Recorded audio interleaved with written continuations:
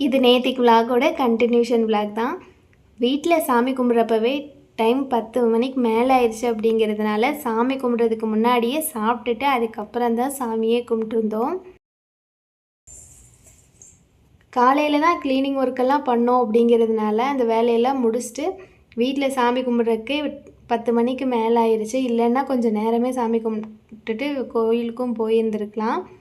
அதனால தான் ஃபஸ்ட்டே சாப்பிட்டுட்டோம். இன்னும் சாமி கும்பிட்டுட்டெல்லாம் சாப்பிடணும்னு நினச்சோன்னா கரெக்டாக நாங்கள் வீட்டிலேருந்து கிளம்புறப்போ 11:15 ஆயிடுச்சு. அந்த டைமுக்கு தான் சாப்பிட்ருக்க முடியும். நேரமே சாப்பிட்டதுனால சாமி கும்பிட்டுட்டு ஒரு 5 நிமிஷம் மட்டும் வீட்டில் உட்காந்துருந்துட்டு கோயிலுக்கும் கிளம்பிட்டோம்.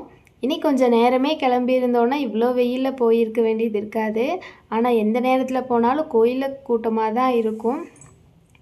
பரவாயில்ல, இந்த டைம் போனதுக்கு போய் உச்சிக்கால பூஜையாவது பார்க்கலாம். கொஞ்சம் லேட் ஆகிடுச்சு. 11:15க்கு தான் வீட்டிலேருந்து கிளம்புறதுனால உச்சிக்கால பூஜைக்கு கரெக்டாக போயிடுவோம்னு நினச்சிருந்தோம். ஆனால் நாங்கள் போன நேரம் இன்றைக்கி வந்து உச்சிக்கால பூஜை ஒரு அரை மணி நேரம் லேட்டாக தான் நடக்கும்னு சொல்லிட்டாங்க. ஏன்னா ரொம்ப கூட்டம் அதிகமாக இருந்தது. எல்லோரும் வெயிலில் வந்து லைனில் நிற்கிறாங்கன்னு சொல்லிட்டு உச்சிக்கால பூஜை இன்னும் ஒரு அரை மணி நேரத்துக்கு லேட்டாகும். அதே மாதிரி அர்ச்சனையும் பண்ணலாம், ரொம்ப கூட்டமாக இருந்ததுனால. எல்லா வெள்ளிக்கிழமையுமே நல்லா கூட்டமாக தான் இருக்கும். அதுவும் இந்த ஆடி பூரத்தன்னைக்கு ஆடி பெருக்கன்னைக்கெல்லாம் ரொம்ப கூட்டமாக இருக்கும். நாங்களும் கோயிலில் சாமி கும்பிட்டுட்டு வெளியில் வந்த உடனே பிரசாதமாக வெண்பொங்கல் கொடுத்தாங்க. சாப்பிட்டுட்டு ஒரு 10 நிமிஷம் கோயிலே உட்காந்துருந்துட்டு அதுக்கப்புறம் கிளம்பிட்டோம்.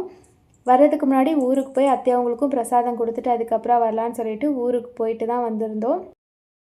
வந்த உடனே கோயிலில் வாங்கிட்டு வந்திருந்த தேங்காய் பழம் எலுமிச்சம்பழம்லாம் எடுத்து வச்சுட்டு தீர்த்தம் வாங்கிட்டு வந்திருந்தோம். அதையும் வீடு ஃபுல்லாக தெளிக்கலாம் அப்படின்னு சொல்லிட்டு அவங்க தெளிச்சிட்டு இருந்தாங்க.